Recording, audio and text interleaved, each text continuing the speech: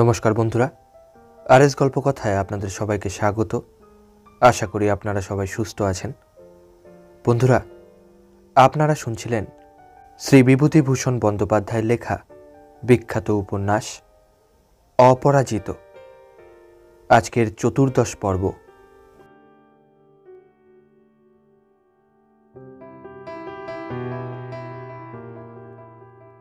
অপু প্রথমে আসিল কলিকাতায়, একটা খুব লম্বা বাড়ি দিবে, যেখানে সেখানে যেদিকে দুই চোখ যায়। এতদিনে সত্যই মুক্তি, আর কোনো জালে নিজেকে জড়াইবে না, সব দিক হইতে সতর্ক থাকিবে। শিকলের বাঁধন অনেক সময় অলক্ষিতে জড়াই কিনা পায়ে। ইম্পেরিয়াল লাইব্রেরিতে গিয়া সারা ভারতবর্ষের ম্যাপ ও অ্যাটলাস কয়দিন ধরিয়া দেখিয়া কাটাইল। ড্যানিয়েলের ওরিয়েন্টাল সিনারি ও পিঙ্কারটনের ভ্রমণ বৃত্তান্তের নানা স্থান নোট করিয়া লইল। বেঙ্গল, নাগপুর ও ইস্ট ইন্ডিয়ান রেলের নানা স্থানের ভাড়া ও অন্যান্য তথ্য জিজ্ঞাসা করিয়া বেড়াইল। 70 টাকা আছে, ভাবনা কিসের? কিন্তু যাওয়ার আগে একবার ছেলেকে চোখের দেখা দেখিয়া যাওয়া দরকার না? সেই দিনই বৈকালের ট্রেনে সে শ্বশুরবাড়ি রওনা হইল। অপর্ণার মা জামাইকে এতটুকু তিরস্কার করিলেন না। এতদিন ছেলেকে না দেখিতে আসার দরুন একটি কথাও বলিলেন না, বরং এত আদর যত্ন করিলেন যে অপু নিজেকে অপরাধী ভাবিয়া সংকুচিত হইয়া রহিল। অপু বাড়ির লোকজনের সঙ্গে কথা কহিতেছে, এমন সময়ে তাহার খুড় শাশুড়ি একটি সুন্দর খোকাকে কোলে করিয়া সেখানে আসিলেন। অপু ভাবিল, বেশ খোকাটি তো, কাদের?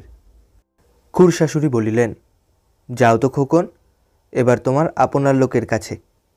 ধন্যি যা হোক, এমন নিষ্ঠুর বাপ কখনো দেখিনি, যাও তো একবার কোলে। ছেলে 3 বৎসর প্রায় ছাড়াইয়াছে, ফুটফুটে সুন্দর গায়ের রং, অপর্ণার মতো ঠোঁট ও মুখের নিচেকার ভঙ্গি, চোখ বাপের মতো ডাগর ডাগর। কিন্তু সব শুদ্ধ ধরিলে অপর্ণার মুখের আদুলি বেশি ফুটিয়া উঠে খোকার মুখে। প্রথমে সে কিছুতেই বাবার কাছে আসিবে না। অপরিচিত মুখ দেখিয়া ভয়ের দিদিমাকে জড়াইয়া রহিল। অপুর মনে ইহাতে আঘাত লাগিল। সে হাসি মুখে হাত বাড়াইয়া বারবার খোকাকে কোলে আনিতে গেল। ভয়ে শেষকালে খোকা দিদিমার কাঁধে মুখ লুকাইয়া রহিল। সন্ধ্যার সময় খানিকটা ভাব হইল, তাহাকে 2-1 বাবা বলিয়া ডাকিল। একবার কি একটা পাখি দেখিয়া বলিল, ফাঁকি ফাঁকি, উইয়েরটা ফাঁকি নেব বাবা। পকে কচি জীব ও ঠোঁটের কি কৌশলে ফ বলিয়া উচ্চারণ করে, কেমন অদ্ভুত বলিয়া মনে হয়। আর এত কথাও বলে খোকা, কিন্তু বেশিরভাগই বোঝা যায় না। উল্টো পাল্টা কথা, কোন কথার ওপর জোর দিতে গিয়া কোন কথার ওপর দেয়। কিন্তু অপুর মনে হয় কথা কহিলে খোকার মুখ দিয়া যেন মানিক ঝরে। সে যাহাই কেন বলুক না, প্রত্যেক ভাঙা, অশুদ্ধ, অপূর্ণ কথাটি অপুর মনে বিস্ময় জাগায়। সৃষ্টির আদিম যুগ হইতে কোনো শিশু যেন কখনো বাবা বলে নাই, জল বলে নাই। কোন অসাধ্য সাধনী না তাহার খোকা করিতেছে। পথে বাবার সঙ্গে বাহির হইয়াই খোকা বকুনি শুরু করিল, হাত পা নাড়িয়া কি বুঝাইতে চায়। অপু না বুঝিয়াই অন্যমনস্ক সুরে ঘাড় নাড়িয়া বলে, ঠিক ঠিক, তারপর কি হলো রে খোকা? একটা বড় সাঁকো পথে পড়ে। খোকা বলে, বাবা যাব, ওই দেখব। অপু বলে, আস্তে আস্তে নেমে যা, নেমে গিয়ে একটা কু করবি। খোকা আস্তে আস্তে ঢালু বাহিয়া নিচে নামে। জল নিকাশের পট্টার ফাঁকে ওদিকের গাছপালা দেখা যাইতেছে। না বুঝিয়া বলে, বাবা এই মধ্যে একটা বাগান, কু করো তো খোকা, একটা কু করো। খোকা উৎসাহের সহিত বাঁশির মতো সুরে ডাকে, কু। পরে বলে, তুমি কলুন বাবা। অপু হাসিয়া বলে, কু। খোকা আমোদ পাইয়া নিজে আবার করে, আবার বলে, তুমি কলুন। বাড়ি ফিরিবার পথে বলে, খবিচা কেন বাবা, দিদিমা খবিচাক আটবে, খবিচাক ভালো। সন্ধ্যাবেলা খোকা আরও কত গল্প করে। এখানকার চাঁদ গোল, মাসিমার বাড়ি একবার গিয়াছিল, সেখানকার চাঁদ ছোট, এতটুকু। অতটুকু চাঁদ কেন বাবা? শীঘ্রই অপু দেখিল খোকা দুষ্টুও বড়। অপু পকেট হইতে টাকা বাহির করিয়া গুনিতেছে। খোকা দেখিতে পাইয়া চিৎকার করিয়া সবাইকে বলে, দেখো কত টাকা, আয় আয়। পরে একটা টাকা তুলিয়া লইয়া বলে, এটা আমি কিছুতেই দেব না। হাতে মুঠো বাঁধিয়া থাকে। আমি কাচের ভাতা কিনব। অপু ভাবে, খোকাটা দুষ্টুও তো হয়েছে, তা দে, টাকা কি করবি? না কিছুতেই দেব না, হি হি। ঘাড় দুলাইয়া হাসে। অপুর টাকাটা হাত হইতে লইতে কষ্ট হয়, তবু লয়। একটা টাকার ওর কি দরকার, মিছামিছি নষ্ট। কলিকাতা ফিরিবার সময়ে অপর্ণার মা বলিলেন, বাবা আমার মেয়ে গিয়েছে, যাক, কিন্তু তোমার কষ্টই হয়েছে আমার বেশি। তোমাকে যে কী চোখে দেখেছিলাম বলতে পারিনে। তুমি যে এরকম পথে পথে বেড়াচ্ছ, এতে আমার বুক ফেটে যায়। তোমার মা বেঁচে থাকলে কি বিয়ে না করে পারতে? খোকনের কথাটাও তো ভাবতে হবে। একটা বিয়ে করো বাবা। নৌকায় আবার পীরপুরের ঘাটে আসা। অপর্ণার ছোট খুড়তুতো ভাই ননি তাহাকে তুলিয়া দিতে আসিতেছিল। খর রৌদ্র বড় দলের নোনা জল চকচক করিতেছে। মাঝ নদীতে একখানা বাদাম তোলা মহাজনী নৌকা। দূরে বড় দলের মোহনার দিকে সুন্দরবনের ধোয়া ধোয়া অস্পষ্ট সীমারেখা। আশ্চর্য, এরই মধ্যে অপর্ণা যেন কত দূরের হইয়া গিয়াছে। অসীম জলরাশির প্রান্তের ওই অনতিস্পষ্ট বনরেখার মতোই দূরের, অনেক দূরের। অপুদের ডিঙিখানা দক্ষিণ তীর ঘেঁষিয়া যাইতেছিল। নৌকার তলায় ছলাৎ ছলাৎ শব্দে ঢেউ লাগিতেছিল। কোথাও একটা উঁচু ডাঙা, কোথাও পার ধসিয়া নদীগর্ভে পড়িয়া যাওয়ায় কাশঝোপের শিকড়গুলা বাহির হইয়া ঝুলিতেছে। একটা জায়গায় আসিয়া অপুর হঠাৎ মনে হইল জায়গাটা সে চিনিতে পারিয়াছে। একটা ছোট খাল, ডাঙার ওপরে একটা হিজল গাছ। এই খালটিতেই অনেক দিন আগে অপর্ণাকে কলিকাতা হইতে আনিবার সময় সে বলিয়াছিল, ও কলা বউ, ঘুমটা খোলো, বাপের বাড়ির দেশটা চেয়েই দেখো। তারপর স্টিমার চড়িয়া খুলনা। বাঁদিকে সে একবার চাহিয়া দেখিয়া লইল, ওই যে ছোট্ট খড়ের ঘরটি, প্রথম যেখানে সে ও অপর্ণা সংসার পাতে। সেদিনকার সে অপূর্ব আনন্দ মুহূর্তটিতে সে কি স্বপ্নেও ভাবিয়াছিল যে এমন একদিন আসিবে, যেদিন শূন্য দৃষ্টিতে খড়ের ঘরখানার দিকে চাহিয়া দেখিতে দেখিতে সমস্ত ঘটনাটা মনে হইবে মিথ্যা স্বপ্ন।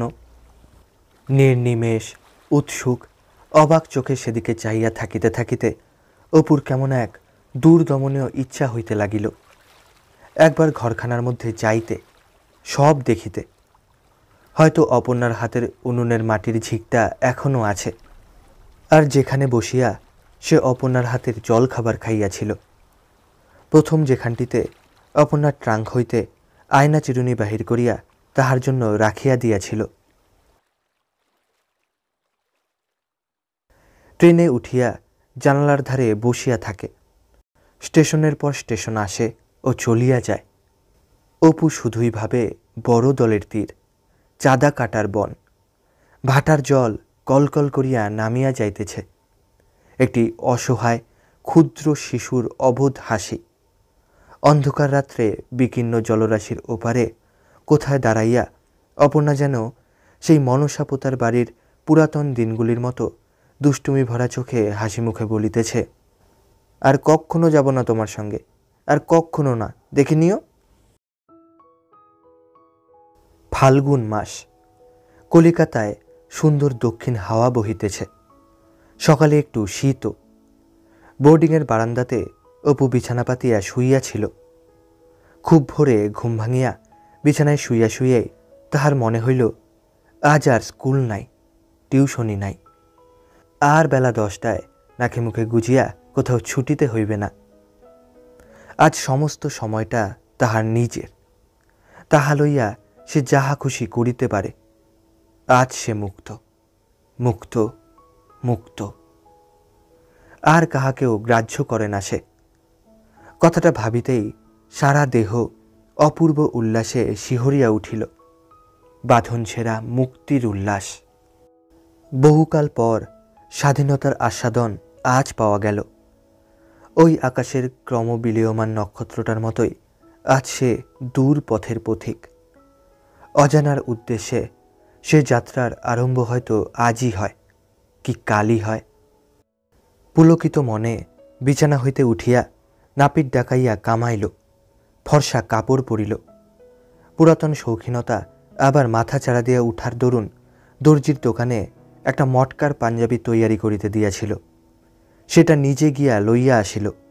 ভাবিল একবার ইম্পেরিয়াল লাইব্রেরিতে গিয়ে দেখে আসি নতুন বই কি এসেছে। আবার কতদিনে কলিকাতায় ফিরি কে জানে। বৈকালে মিউজিয়ামে রকফেলার ট্রাস্টের পক্ষ হইতে মশক ও ম্যালেরিয়া সম্বন্ধে বক্তৃতা ছিল। অপুও গেল। বক্তৃতাটি সচিত্র। একটি ছবি দেখিয়া সে চমকিয়া উঠিল। মশকের জীবন ইতিহাসের প্রথম পর্যায়ে সেটা থাকে কীট। তারপর হঠাৎ কীটের খোলস ছাড়িয়া সেটা পাখা গজাইয়া উড়িয়া যায়। ঠিক যে সময়ে কীটদেহটা অসার প্রাণহীন অবস্থায় জলের তলায় ডুবিয়া যাইতেছে, নব কলেবরধারী মশকটা পাখা ছাড়িয়া জল হইতে শূন্যে উড়িয়া গেল। মানুষেরও তো এমন হইতে পারে। জলের তলায় সন্তরণকারী অন্যান্য মশক কীটের চোখে তাদের সঙ্গীত মরিয়াই গেল। তাদের চোখের সামনে দেহটা তলাইয়া যাইতেছে। কিন্তু জলের ঊর্ধ্বে যে জগতে মশক নবজন্ম লাভ করিল, এরা তো তার কোনো খবরই রাখে না। সে জগতে প্রবেশের অধিকার তখনও তারা তো অর্জন করে নাই। মৃত্যু দ্বারা, অন্তত তাদের চোখে যা মৃত্যু তার দ্বারা। এই মশক নিম্ন স্তরের জীব। তার পক্ষে যা বৈজ্ঞানিক সত্য, মানুষের পক্ষে তা কি মিথ্যা? কথাটা সে ভাবিতে ভাবিতে ফিরিল। যাইবার আগে একবার পরিচিত বন্ধুদের সহিত দেখা করিতে বাহির হইয়া পরদিন সকালে সে সেই কবিরাজ বন্ধুটির দোকানে গেল। দোকানে তাহার দেখা পাওয়া গেল না। উড়িয়া ছোকরা চাকরকে গিয়া খবর পাঠাইয়া পরে সে বাসার মধ্যে ঢুকিল। সেই খোলার বাড়ি, সেই বাড়িটাই আছে। সংকীর্ণ উঠানের একপাশে দুখানা বেলে পাথরের শিল পাতা। বন্ধুটি নোড়া দিয়া কি পিষিতেছে। পাশে বড় একখানা খবরের কাগজের ওপর একরাশ ধূসর রঙের গুড়া। সারা উঠান জুড়িয়া কুলায় ডালায় নানা শিকড় বাকড় রৌদ্রে শুকাইতে দেওয়া হইয়াছে। বন্ধু হাসিয়া বলিল, এসো এসো। তারপর এতদিন কোথায় ছিলে? কিছু মনে করো না ভাই, খারাপ হাত, মাজন তৈরি করছি। এই দেখো না, ছাপানো লেবেল, চন্দ্রমুখী মাজন, মহিলা হোম ইন্ডাস্ট্রিয়াল সিন্ডিকেট। আজকাল মেয়েদের নাম না দিলে পাবলিকের সিম্প্যাথি পাওয়া যায় না, তাই ওই নাম দিয়েছি। বসো বসো। ওগো, বার হয়ে এসো না, অপূর্ব এসেছে, একটু চাটা করো। অপু হাসিয়া বলিল, সিন্ডিকেটের সভ্য তো দেখছি আপাতত মোটে দুজন, তুমি আর তোমার স্ত্রী, এবং খুব যে অ্যাক্টিভ সভ্য তাও বুঝছি। হাসি মুখে বন্ধুপত্নী ঘর হইতে বাহিরে আসিলেন। তাহার অবস্থা দেখিয়া অপুর মনে হইল অন্য শিলখানাতে তিনিও কিছু পূর্বে মাজন পেশাকার্যে নিযুক্ত ছিলেন। তাহার আসিবার সংবাদ পাইয়াই শিল ছাড়িয়া ঘরের মধ্যে পলাইয়াছিলেন।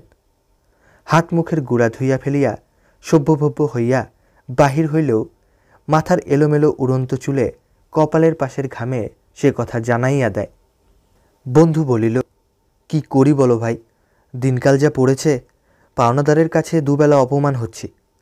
ছোট আদালতে নালিশ করে দোকানের ক্যাশ বাক্স সিল করে রেখেছে। দিন 1 টাকা খরচ, বাসায় কোনো দিন খাওয়া হয়, কোনো দিন। বন্ধুপত্নী বাধা দিয়া বলিলেন, তুমি ও কাঁদুনি গিয়েও অন্য সময়, এখন উনি এলেন এতদিন পর, একটু চা খাবেন, ঠান্ডা হবেন, তা না তোমার কাঁদুনি শুরু হলো। আহা, আমি কি পথের লোককে ধরে বলতে চাই? ও আমার ক্লাস ফ্রেন্ড, ওদের কাছে দুঃখের কথাটা বললেও পাতা চায়ের প্যাকেট একটা খুলে নাও না, আটা আছে নাকি? আর দেখো না হয় ওকে খানচারেক রুটি অন্তত। আচ্ছা, সে ভাবনা তোমায় ভাবতে হবে না। পরে অপুর দিকে চাইয়া হাসিয়া বলিলেন, আপনি সেই বিজয়া দশমীর পর আর একদিনও এলেন না যে বড়। চা ও পরোটা খাইতে খাইতে অপু নিজের কথা সব বলিল। শীঘ্রই বাহিরে যাইতেছে সেই কথাটাও বলিল। বন্ধু বলিল, তবেই দেখো ভাই, তবু তুমি একা, আর আমি স্ত্রী পুত্র নিয়ে এই কলকাতা শহরের মধ্যে আজ 5-5টি বছর যে কি করে দিন কাটাচ্ছি তার এইসব নিয়ে একরকম চালাই। পয়সা প্যাকেট চা আছে, ক্ষুদিরাদি মোদক আছে, মাজনের লাভ মন্দ না, কিন্তু কি জানো, এই কৌটোটা পড়ে যায় 1.5 পয়সার উপর। মাজনে, লেবেলে, ক্যাপসুলে তাও প্রায় 2 পয়সা। তোমার কাছে আর লুকিয়ে কি করব? স্বামী স্ত্রীতে খাটি, কিন্তু মজুরি পোষায় কই? তবুও তো দোকানের কমিশন ধরিনি হিসেবের মধ্যে। এদিকে 4 পয়সার বেশি দাম করলে কম্পিট করতে পারবো না। খানিক পরে বন্ধু বলিল, ওহে, তোমার বউ ঠাকুরুন বলছেন আমাদের তো একটা খাওয়া পাওনা আছে, এবার সেটা হয়ে যাক না কেন? বেশ একটা ফেয়ারওয়েল ফিস্ট হয়ে যাবে এখন। তবে উল্টো, এই যা। অপু মনে মনে ভারী কৃতজ্ঞ হইয়া উঠিল বন্ধু পত্নীর প্রতি। ইহাদের মলিন বেশ ও ছেলেমেয়েগুলির জীর্ণ চেহারা হইতে ইহাদের ইতিহাস সে ভালোই বুঝিয়াছিল। কিছু ভালো খাবার আনাইয়া খাওয়ানো, একটু আমোদ আহ্লাদ করা, কিন্তু হয়তো সেটা দরিদ্র সংসারে সাহায্যের মতো দেখাইবে, যদি ইহারা না লয় বা মনে কিছু ভাবে। ও পক্ষ হইতে প্রস্তাবটা আসিতে সে ভারী খুশি হইল।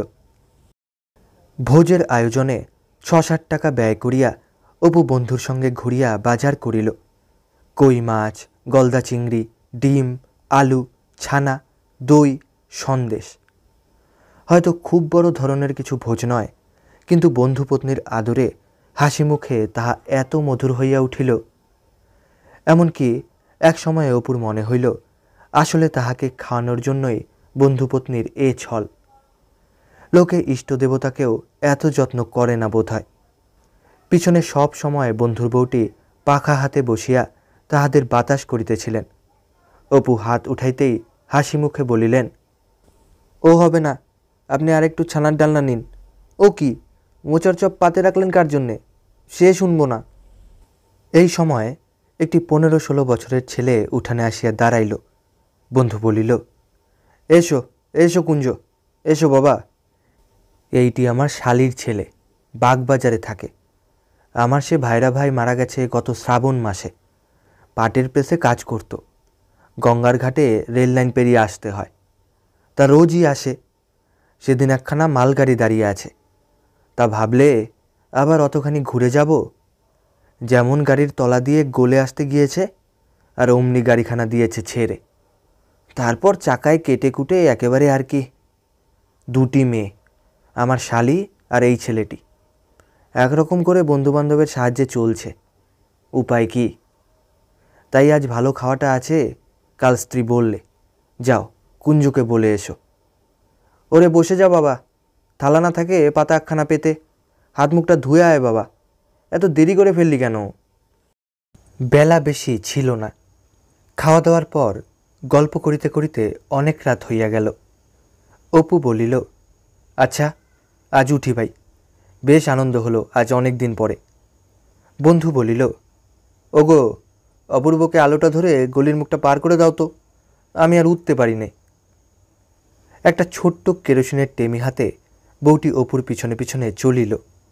অপু বলিল, থাক বউ ঠাকরুন, আর এগোবেন না, এমন আর কি অন্ধকার, যান আপনি। আবার কবে আসবেন? ঠিক নেই, এখন একটা লম্বা পাড়ি তো দিই। কেন, একটা বিয়ে থা করুন না। পথে পথে সন্ন্যাসী হয়ে এরকম বেড়ানো কি ভালো? মাও তো নেই শুনেছি। কবে যাবেন আপনি? যাবার আগে একবার আসবেন না, যদি পারেন। তা হয়ে উঠবে না বউ ঠাকরুন, ফিরি যদি আবার তখন বরং। আচ্ছা নমস্কার। বউটি টেমি হাতে গলির মুখে দাঁড়াইয়া রহিল। পরদিন সে সকালে উঠিয়া ভাবিয়া দেখিল হাতের পয়সা নানা রকমে উড়িয়া যাইতেছে। আর কিছুদিন দেরি করিলে যাওয়াই হইবে না। এখানেই আবার চাকরির উমেদার হইয়া দৌড়ে দৌড়ে ঘুরিতে হইবে। কিন্তু আকাশ পাতাল ভাবিয়াও কিছু ঠিক হইল না। একবার মনে হয় এটা ভালো, আবার মনে হয় ওটা ভালো। অবশেষে স্থির করিল স্টেশনে গিয়া সম্মুখে যাহা পাওয়া যাইবে তাহাতেই উঠা যাইবে। জিনিসপত্র বাঁধিয়া গুছাইয়া হাওড়া স্টেশনে গিয়া দেখিল আর মিনিট 15 পরে 4 নম্বর প্ল্যাটফর্ম হইতে গয়া প্যাসেঞ্জার ছাড়িতেছে। একখানা 3rd ক্লাসের টিকিট কিনিয়া সোজা ট্রেনে উঠিয়া জানালার ধারের একটা জায়গায় সে নিজের বিছানাটি পাতিয়া বসিল। অপু কি জানিত এই যাত্রা তাহাকে কোন পথে চালিত করিয়া লইয়া চলিয়াছে? এই 4টা 20 মিনিটের গয়া প্যাসেঞ্জার। পরবর্তী জীবনে সে কতবার ভাবিয়াছে যে সে তো পাজি দেখিয়া যাত্রা শুরু করে নাই, কিন্তু কোন মহাশুভ মহেন্দ্রক্ষণে সে হাওড়া স্টেশনে 3rd ক্লাস টিকিট ঘরের ঘুলঘুলিতে ফিরিঙ্গি মেয়ের কাছে গিয়া একখানা টিকিট চাহিয়াছিল। 10 টাকার একখানা নোট দিয়া 5.5 টাকা ফেরত পাইয়াছিল। মানুষ যদি তাহার ভবিষ্যৎ জানিতে পারিত। অপু বর্তমানে এসব কিছুই ভাবিতেছিল না। এত বয়স হইল, কখনো সে গ্র্যান্ড কর্ড লাইনে বেড়ায় নাই। সেই ছেলেবেলায় 2বার ছাড়া ইস্ট ইন্ডিয়ান রেলেও আর কখনো চড়ে নাই। রেলে চড়িয়া দূরদেশে যাওয়ার আনন্দে সে ছেলে মানুষের মতোই উৎফুল্ল হইয়া উঠিয়াছিল। রাস্তার ধারে গাছপালা ক্রমশ কিরূপ বদলাইয়া যায় লক্ষ্য করিবার ইচ্ছা অনেক দিন হইতে তাহার আছে। বর্ধমান পর্যন্ত দেখিতে দেখিতে গেল, কিন্তু তাহার পরই অন্ধকারে আর দেখা গেল না। পরদিন বৈকালে গয়ায় নামিয়া সে বিষ্ণুপাদ মন্দিরে পিণ্ড দিল। ভাবিল, আমি এসব মানি বা না মানি, কিন্তু সবটুকু তো জানি নে, যদি কিছু থাকে বাপ মায়ের উপকারে লাগে। পিণ্ড দিবার সময়ে ভাবিয়া ভাবিয়া ছেলেবেলায় বা পরে যে যেখানে মারা গিয়াছে বলিয়া জানা ছিল তাহাদের সকলেরই উদ্দেশ্যে পিণ্ড দিল। এমনকি পিসিমা ইন্দির ঠাকুরুনকে সে মনে করিতে না পারিলেও দিদির মুখে শুনিয়াছে তার উদ্দেশ্যে, আতুরি ডাইনি বুড়ির উদ্দেশ্যেও। বৈকালে বুদ্ধগয়া দেখিতে গেল। অপুর যদি কাহারও ওপর শ্রদ্ধা থাকে তবে তাহার আবাল্য শ্রদ্ধা এই সত্যদ্রষ্টা মহাসন্ন্যাসীর ওপর। ছেলের নাম তাই সে রাখিয়াছে অমিতাভ। বামে ক্ষীণ শ্রোতা ফল্গু কটা রঙের বালুসজ্জায় ক্লান্ত দেহ এলাইয়া দিয়াছে। ওপারে হাজারিবাগ জেলার সীমান্তবর্তী পাহাড় শ্রেণী, সারা পথে ভারী সুন্দর ছায়া, গাছপালা, পাখির ডাক, ঠিক যেন বাংলাদেশ। সোজা বাঁধানো রাস্তাটি ফল্গুর ধারে ধারে ডালপালার ছায়ায় ছায়ায় চলিয়াছে। সারা পথ অপু স্বপ্নাবী ভূতের মতো এক্কার উপর বসিয়া রহিল। একজন হাল ফ্যাশনের কাপড় পরা তরুণী মহিলা ও সম্ভবত তাহার স্বামী মোটরে বুদ্ধগয়া হইতে ফিরিতেছেন। অপু ভাবিল, হাজার হাজার বছর পরেও এ কোন নূতন যুগের ছেলে মেয়ে প্রাচীনকালের সেই পীঠস্থানটি এমন সাগ্রহে দেখিতে আসিয়াছিল। মনে পড়ে সেই অপূর্ব রাত্রি, নবজাত শিশুর চাঁদ মুখ, ছন্দক, গয়ার জঙ্গলে দিনের পর দিন সে কি কঠোর তপস্যা। কিন্তু এ মোটর গাড়ি শতাব্দীর ঘন অরণ্য পার হইয়া এমন একদিন নামিয়াছে পৃথিবীতে, পুরাতনের সবই চূর্ণ করিয়া উল্টাইয়া পাল্টাইয়া নবযুগের পত্তন করিয়াছে। রাজা শুদ্ধ ধনের কপিলা বস্তুও মহাকালের স্রোতের মুখে ফেনার ফুলের মতো কোথায় ভাসিয়া গিয়াছে, কোনো চিহ্নও রাখিয়া যায় নাই। কিন্তু তাহার দিগ্বিজয়ী পুত্র দিকে দিকে যে বৃহত্তর কপিলা বস্তুর অদৃশ্য সিংহাসন প্রতিষ্ঠা করিয়া গিয়াছেন, তাহার প্রভুত্বের নিকট এই 2500 বৎসর পরেও কে না মাথা নত করিবে। গয়া হইতে পরদিন সে দিল্লি এক্সপ্রেসে চাপিল, একেবারে দিল্লির টিকিট কাটিয়া। পাশের বেঞ্চিতে একজন বাঙালি ভদ্রলোক ও তাহার স্ত্রী যাইতেছিলেন। কথায় কথায় ভদ্রলোকটির সঙ্গে আলাপ হইয়া গেল। গাড়িতে আর কোনো বাঙালি নাই। কথাবার্তার সঙ্গী পাইয়া তিনি খুব খুশি। অপুর কিন্তু বেশি কথাবার্তা ভালো লাগিতেছিল না। এরা এ সময় এত বকবক করে কেন? মারোয়ারি দুটি তো সাসারাম হইতে নিজেদের মধ্যে বকুনি শুরু করিয়াছে, মুখের আর বিরাম নাই। খুশি ভরা উৎসুক ব্যগ্র মনে সে প্রত্যেক পাথরের নুড়িটি, গাছপালাটি লক্ষ্য করিয়া চলিয়াছিল। বাম দিকের পাহাড়শ্রেণীর পিছনে সূর্য অস্ত গেল। সারা পশ্চিম আকাশটা লাল হইয়া আছে। আনন্দের আবেগে সে দ্রুতগামী গাড়ির দরজা খুলিয়া দরজার হাতল ধরিয়া দাঁড়াইতেই ভদ্রলোকটি বলিয়া উঠিলেন, পড়ে যাবেন, পাদানিতে স্লিপ করলেই, বন্ধ করুন মশাই। অপু হাসিয়া বলিল, বেশ লাগে কিন্তু, মনে হয় যেন উড়ে যাচ্ছি। গাছপালা, খাল, নদী, পাহাড়, কাকর ভরা জমি, গোটা শাহাবাদ জেলাটা তাহার পায়ের তলা দিয়া পলাইতেছে। অনেক দূর পর্যন্ত সৈন্যদের বালুর চড়া জ্যোৎস্নায় অদ্ভুত দেখাইতেছে। নীলনদ, ঠিক এটা যেন নীলনদ। ওপারে 7-8 মাইল গাধার পেটে চড়িয়া গেলে ফেরাও রামেসিসের তৈরি আবু সিম্বেলের বিরাট পাষাণ মন্দির। ধূসর অস্পষ্ট কুয়াশায় ঘেরা মরুভূমির মধ্যে অতীতকালের বিস্তৃত দেবদেবীর মন্দির, এপিস, আইসিস, হোরাস, হাথর, রা। নীলনদ যেমন গতির মুখে উপলখণ্ড পাশে ঠেলিয়া রাখিয়া পলাইয়া চলে, মহাকালের বিরাট রথচক্র তাণ্ডব নৃত্যচ্ছন্দে সব স্থাবর অস্থাবর জিনিসকে পিছু ফেলিয়া মহাবেগে চলিবার সময় এই বিরাট গ্রানাইট মন্দিরকে পথের পাশে ফেলিয়া রাখিয়া চলিয়া গিয়াছে। জনহীন মরুভূমির মধ্যে বিস্তৃত সভ্যতার চিহ্ন। মন্দিরটা কোনো বিস্তৃত ও বাতিল দেবদেবীর উদ্দেশ্যে গঠিত ও উৎসর্গীকৃত। একটু রাত্রে ভদ্রলোকটি বলিলেন, এই লাইনে ভালো খাবার পাবেন না, আমার সঙ্গে খাবার আছে, আসুন খাওয়া যাক। তাহার স্ত্রী কলার পাতা চিরিয়া সকলকে বেঞ্চির ওপর পাতিয়া দিলেন। লুচি, হালুয়া ও সন্দেশ সকলকে পরিবেশন করিলেন। ভদ্রলোকটি বলিলেন, আপনি খান কতক বেশি লুচি নিন, আমরা তো আজ মোগল সরাইয়ে ব্রেক জার্নি করব, আপনি তো সোজা দিল্লি চলেছেন। এও অপুর এক অভিজ্ঞতা। পথে বাহির হইলে এত শীঘ্র এমন ঘনিষ্ঠতা হয়। এক গলির মধ্যে শহরে 100 বর্ষ বাস করিলেও তো তাহা হয় না। ভদ্রলোকটি নিজের পরিচয় দিলেন। নাগপুরের কাছে কোন গভর্নমেন্ট রিজার্ভ ফরেস্টে কাজ করেন। ছুটি লইয়া কালীঘাটে শ্বশুরবাড়ি আসিয়াছিলেন, ছুটি অন্তে কর্মস্থানে চলিয়াছেন। অপুকে ঠিকানা দিলেন, বারবার অনুরোধ করিলেন সে যেন দিল্লি হইতে ফিরিবার পথে একবার অতি অবশ্য যায়। বাঙালির মুখ মোটে দেখিতে পান না, অপু গেলে তাহারা তো কথা কহিয়া বাঁচেন। মোগল সরাইয়ে গাড়ি দাঁড়াইল। অপু মালপত্র নামাইতে সাহায্য করিল।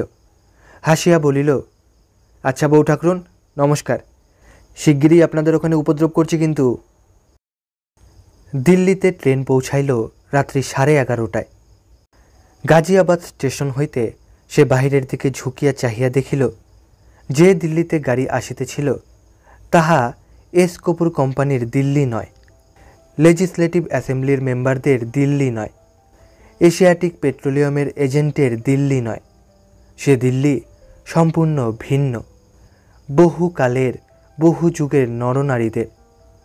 মহাভারত হইতে শুরু করিয়া রাজসিংহ ও মাধবী কঙ্কন, সমুদয় কবিতা, উপন্যাস, গল্প, নাটক, কল্পনা ও ইতিহাসের মাল মশলায় তাহার প্রতি ইটখানা তৈরি। তার প্রতি ধূলিকণা অপুর মনের রোমান্সে সকল নায়ক নায়িকার পূর্ণ পাদপ্লুত। ভীষ্ম হইতে আওরঙ্গজেব ও সদাশিব রাও পর্যন্ত, গান্ধারী হইতে জাহানারা পর্যন্ত। সাধারণ দিল্লি হইতে সে দিল্লির দূরত্ব অনেক। দিল্লি হনৌজ দূরস্থ, বহুদূর বহু শতাব্দীর দূর পারে। সে দিল্লি কখনো কেহ দেখে নাই।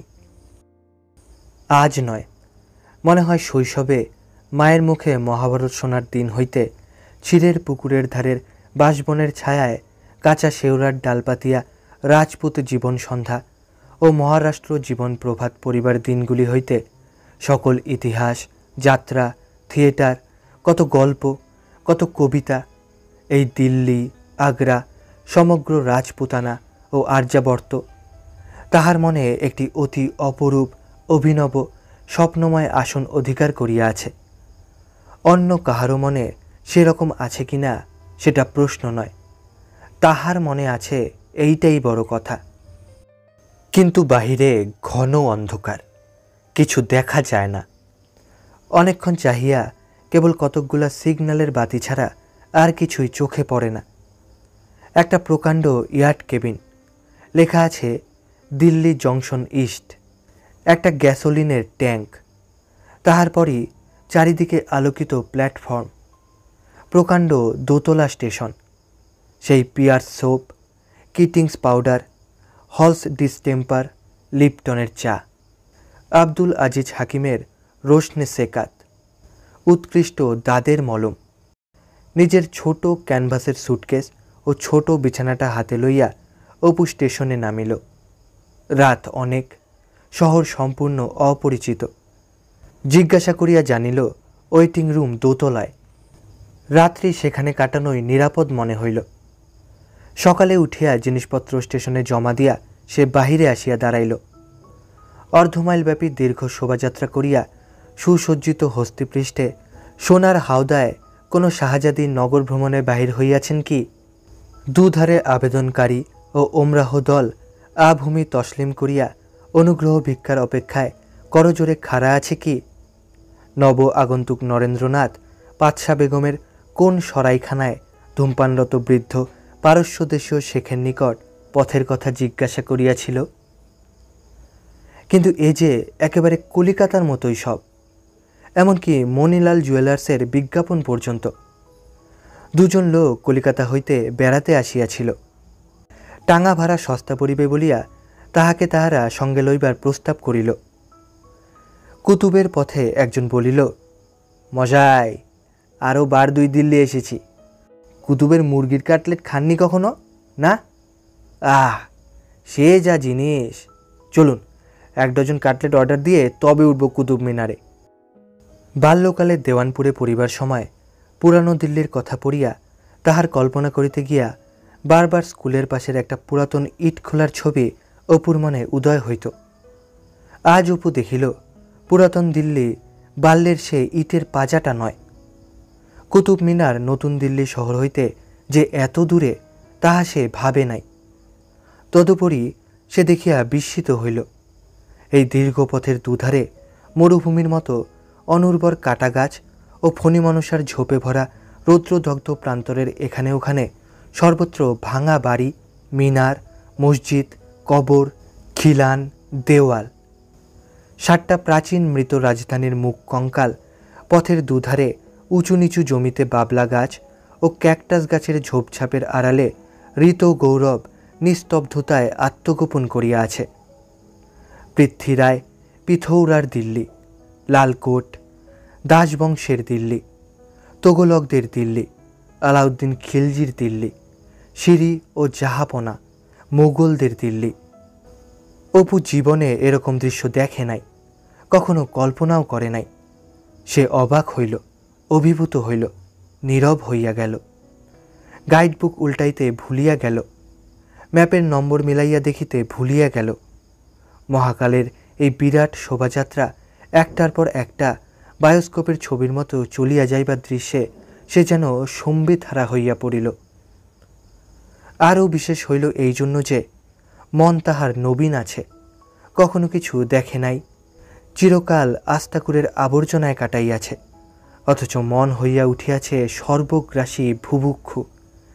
তাই সে যাহা দেখিতেছিল তাহা যেন বাহিরের চোখটা দিয়া নয়, সে কোন তীক্ষ্ণদর্শী তৃতীয় নেত্র, যেটা না খুলিলে বাহিরের চোখের দেখাটা নিষ্ফল হইয়া যায়। ঘুরিতে ঘুরিতে দুপুরের পর সে গেল কুতুব হইতে অনেক দূরে গিয়াসুদ্দিন তোগলকের অসমাপ্ত নগর তোগলকাবাদে।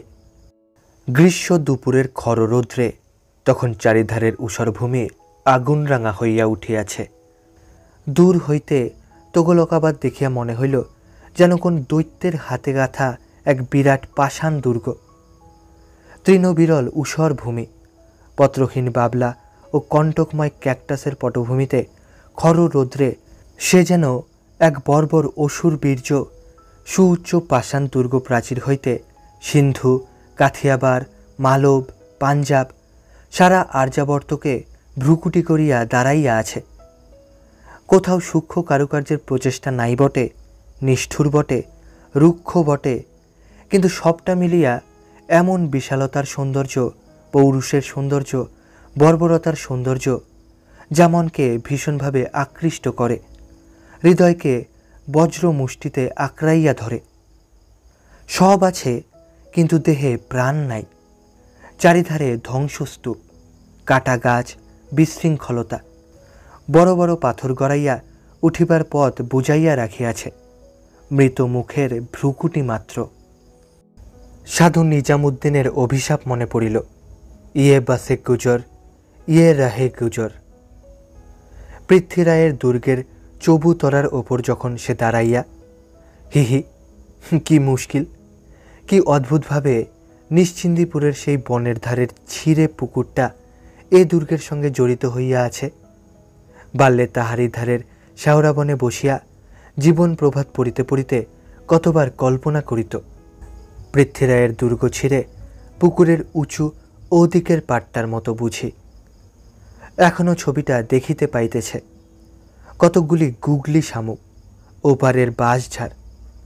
যাক, চবুতরার ওপর দাঁড়াইয়া থাকিতে থাকিতে দূর পশ্চিম আকাশের চারিধারের মহা শ্মশানের ওপর ধূসর ছায়া ফেলিয়া সাম্রাজ্যের উত্থান পতনের কাহিনী আকাশের পটে আগুনের অক্ষরে লিখিয়া সূর্য অস্ত গেল। সেসব অতি পবিত্র গোপনীয় মুহূর্ত অপুর জীবনের। দেবতারা তখন কানে কানে কথা বলেন, তাহার জীবনে এরূপ সূর্যাস্ত আর কটা বা আসিয়াছে। ভয় ও বিস্ময় দুইই হইল, সারা গায়ে যেন কাটা দিয়ে উঠিল। কি অপূর্ব অনুভূতি! জীবনের চক্রবালা নেমে এতদিন যে কত ছোট অপরিসর ছিল, আজকার দিনটির পূর্বে তাহা জানিত না। নিজামুদ্দিন আউলিয়ার মসজিদ প্রাঙ্গণে সম্রাট দুহিতা জাহানারার তৃণাবৃত পবিত্র কবরের পার্শ্বে দাঁড়াইয়া মসজিদ দ্বারে কৃত 2-4 পয়সার গোলাপ ফুল ছড়াইতে ছড়াইতে অপুর অশ্রু বাধা মানিল না। ঐশ্বর্যের মধ্যে, ক্ষমতার দম্ভের মধ্যে লালিত হইয়াও পুণ্যবতী শাহজাদির এ দীনতা, ভাবুকতা তাহার কল্পনাকে মুগ্ধ রাখিয়াছে চিরদিন। এখনও যেন বিশ্বাস হয় না যে সে যেখানে দাঁড়াইয়া আছে সেটা সত্যই জাহানারার কবর ভূমি। পরে সে মসজিদ হইতে একজন প্রৌঢ় মুসলমানকে ডাকিয়া আনিয়া কবরের শিরদেশের মার্বেল ফলকের সেই বিখ্যাত ফার্সি কবিতাটি দেখাইয়া বলিল, মেহরবানি করকে পড়িয়ে, হাম লিখ লেঙ্গে।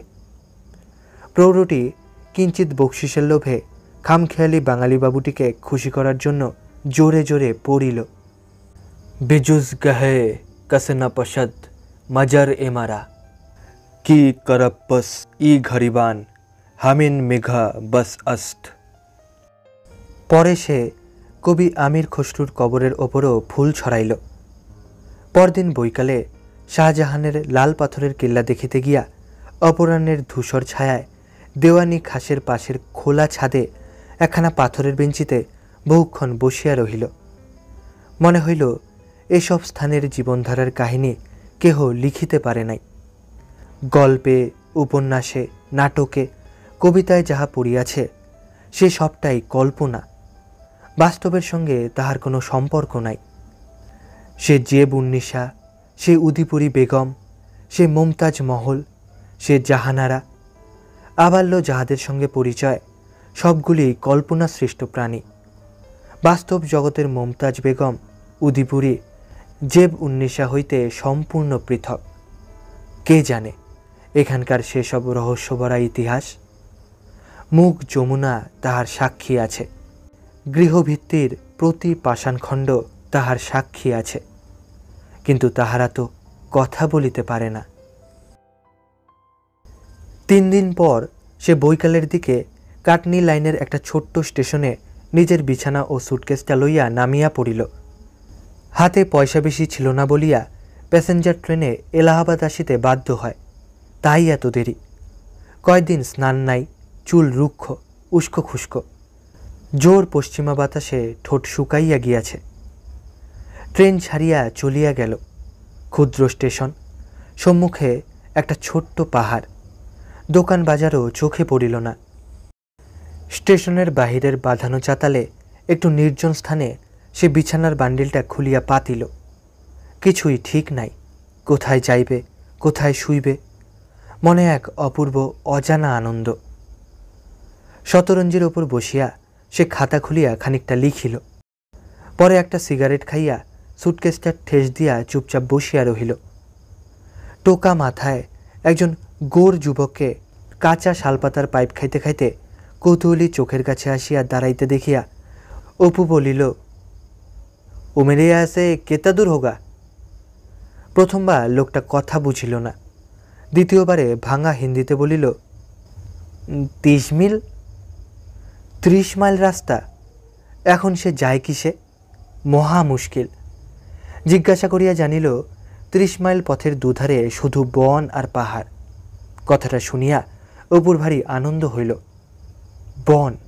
কীরকম বন? খুব ঘন? বাঘ পর্যন্ত আছে? বাহ! কিন্তু এখন কি করিয়া যাওয়া যায়? কথায় কথায় গোল লোকটি বলিল, 3 টাকা পাইলে সে নিজের ঘোড়াটা ভাড়া দিতে রাজি আছে। অপু রাজি হইয়া ঘোড়া আনিতে বলাতে লোকটা বিস্মিত হইল। আর বেলা কতটুকু আছে? এখন কি জঙ্গলের পথে যাওয়া যায়? অপু নাছোড়বান্দা। সামনের এই সুন্দর জ্যোৎস্না ভরা রাত্রে জঙ্গলের পথে ঘোড়ায় চাপিয়া যাওয়ার একটা দূরদমনীয় লোভ তাহাকে পাইয়া বসিল। জীবনে এ সুযোগ কটা আসে? এ কি ছাড়া যায়? গোল লোকটি জানাইল, আরও 1 টাকা খোরাকি পাইলে সে তল্পি বহিতে রাজি আছে। সন্ধ্যার কিছু পূর্বে অপু ঘোড়ায় চড়িয়া রওনা হইল। পিছনে মোট মাথায় লোকটা। স্নিগ্ধ রাত্রি। স্টেশন হইতে অল্প দূরে একটা বস্তি, একটি পাহাড়ি নালা। বাঘ ঘুরিয়াই পট্টা শালবনের মধ্যে ঢুকিয়া পড়িল। চারিধারে জোনাকি পোকা জ্বলিতেছে। রাত্রির অপূর্ব নিস্তব্ধতা। ত্রয়োদশীর চাঁদের আলো শাল পলাশের পাতার ফাঁকে ফাঁকে মাটির ওপর যেন আলো আধারের বুটি কাটা জাল বুনিয়া দিয়াছে। অপু পাহাড়ি লোকটার নিকট হইতে একটা শাল পাতার পাইপ ও সে দেশি তামাক চাহিয়া লইয়া ধরাইল বটে, কিন্তু 2 টান দিতেই মাথা কেমন ঘুরিয়া উঠিল। শালপাতার পাইপটা ফেলিয়া দিল। বন সত্যই ঘন, পথ আঁকাবাঁকা, ছোট ঝর্ণা এখানে ওখানে। উপল বিছানো পাহাড়ি নদীর তীরে ছোট ফার্নের ঝোপ। কি ফুলের সুবাস! রাত্রিচর পাখির ডাক। নির্জনতা, গভীর নির্জনতা। মাঝে মাঝে সে ঘোড়াকে ছুটাইয়া দেয়। ঘোড়া চড়া অভ্যাস তাহার অনেক দিন হইতে আছে। বাল্যকালে মাঠের ছুটা ঘোড়া ধরিয়া কত চড়িয়াছে। চাপদানিতেও ডাক্তারবাবুটির ঘোড়ায় প্রায় প্রতিদিনই চড়িত। সারা রাত্রি চলিয়া সকাল 7:30টায় উমেরিয়া পৌঁছিল। একটা ছোট গ্রাম, পোস্ট অফিস, ছোট বাজার ও কয়েকটা গালার আড়ত। ফরেস্ট রেঞ্জার ভদ্রলোকটির নাম অবনীমোহন বসু। তিনি তাহাকে দেখিয়া বিস্মিত হইলেন। আসুন আসুন, আপনি পত্র দিলেন না, কিছু না, ভাবলুম বোধ হয় এখনও আসবার দেরি আছে। এতটা পথ এলেন রাতারাতি? ভয়ানক লোক তো আপনি। পথে একটা ছোট নদীর জলে স্নান করিয়া চুল আছড়াইয়া সে ফিটফাট হইয়া আসিয়াছে। তখনই চা খাবারের বন্দোবস্ত হইল। অপু লোকটিকে নিজের মানিব্যাগ শূন্য করিয়া 4 টাকা দিয়া বিদায় দিল। দুপুরের আহারের সময় অবনীবাবু স্ত্রী দুজনকে পরিবেশন করিয়া খাওয়াইলেন। অপু হাসি মুখে বলিল, এখানে আপনাদের জ্বালাতন করতে এলুম বউ ঠাকুরুন। অবনীবাবুর স্ত্রী হাসিয়া বলিলেন, না এলে দুঃখিত হতাম। আমরা কিন্তু জানি আপনি আসবেন। কালোকে বলছিলাম আপনার আসবার কথা। এমনকি আপনার থাকবার জন্যে সাহেবের বাংলোটা ঝাড় দিয়ে ধুয়ে রাখার কথাও হলো। ওটা এখন খালি পড়ে আছে কি না? এখানে আর কোনো বাঙালি কি অন্য কোনো দেশের শিক্ষিত লোক নিকটে নেই? অবনীবাবু বলিলেন, আমার এক বন্ধু খুরিয়ার পাহাড়ে তামার খনির জন্যে প্রসপেক্টিং করছেন, মিস্টার রায় চৌধুরী, জিওলজিস্ট। বিলেতে ছিলেন অনেক দিন। তিনি ওইখানে তাঁবুতে আছেন। মাঝে মাঝে তিনি আসেন। অল্প দিনেই ইহাদের সঙ্গে কেমন একটা সহজ মধুর সম্বন্ধ গড়িয়া উঠিল, যাহা কেবল এইসব স্থানে এইসব অবস্থাতেই সম্ভব। কৃত্রিম সামাজিকতার হুমকি এখানে মানুষের সঙ্গে মানুষের স্বাভাবিক বন্ধুত্বের দাবিকে ঘাড় গুজিয়া থাকিতে বাধ্য করে নাই বলিয়াই। একদিন বসিয়া বসিয়া সে খেয়ালের বসে কাগজে একটা কথকতার পালা লিখিয়া ফেলিল। সেদিন সকালে চা খাইবার সময় বলিল, দিদি, আজ ওবেলা আপনাদের একটা নতুন জিনিস শোনাব। অবনীবাবু স্ত্রীকে সে দিদি বলিতে শুরু করিয়াছে। তিনি সাগ্রহে বলিলেন, কি কি বলুন না, আপনি গান জানেন না? আমি অনেক দিন ওকে বলেছি আপনি গান জানেন। গানও গাইব, কিন্তু একটা কথকতার পালা শোনাব। আমার বাবার মুখে শোনা জড়ভরতের উপাখ্যান। দিদির মুখ আনন্দে উজ্জ্বল হইয়া উঠিল। তিনি হাসিয়া স্বামীকে কহিলেন, দেখলে গো, দেখো, বলিনি আমি, গলার স্বর অমন, নিশ্চয়ই গান জানেন। খাটল না কথা? দুপুরবেলা দিদি তাহাকে তাস খেলার জন্য পিড়াপিড়ি শুরু করিলেন। লেখা এখন থাক, তাস জোড়াটা না খেলে খেলে পোকায় কেটে দিলে। এখানে খেলার লোক মেলে না। যখন ওর বন্ধু মিস্টার রায়চৌধুরী আসেন তখন মাঝে মাঝে খেলা হয়। আসুন আপনি, উনি আর আপনি, আর একজন।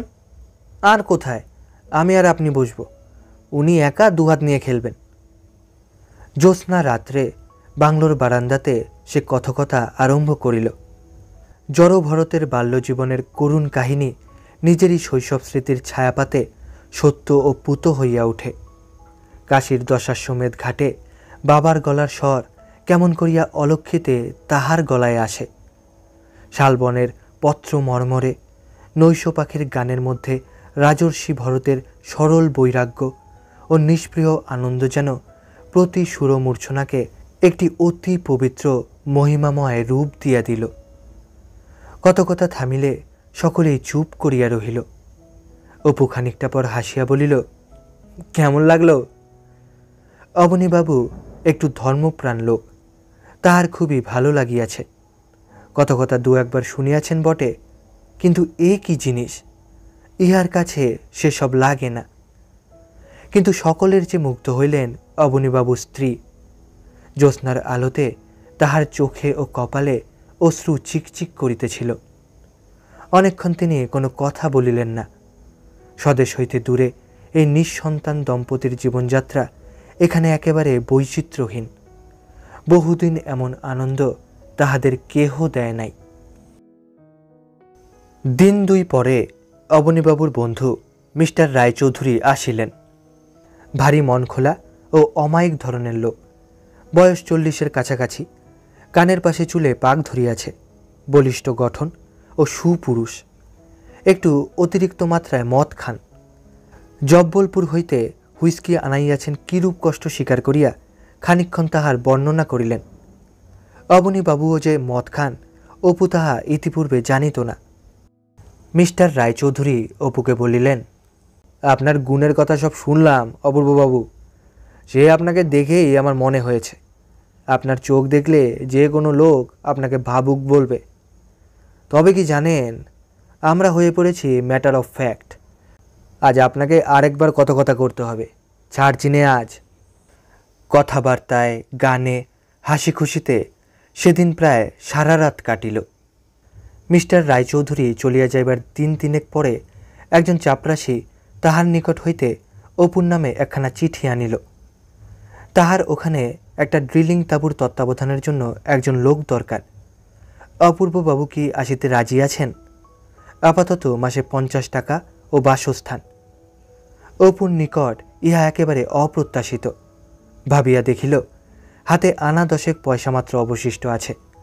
উহারা অবশ্য যতই আত্মীয়তা দেখান, গান ও কথকতা করিয়া চিরদিন তো এখানে কাটানো চলিবে না। আশ্চর্যের বিষয়, এতদিন কথাটা আদৌ তাহার মনে উদয় হয় নাই যে কেন? মিস্টার রায়চৌধুরীর বাংলো প্রায় মাইল 20 দূর। 3 দিন পরে ঘোড়া ও লোক আসিল। অবনীবাবু ও তাহার স্ত্রী অত্যন্ত দুঃখের সহিত তাহাকে বিদায় দিলেন। পথ অতি দুর্গম। উমেরিয়া হইতে 3 মাইল উত্তর পশ্চিম দিকে গেলেই ঘন জঙ্গলের মধ্যে ডুবিয়া যাইতে হয়।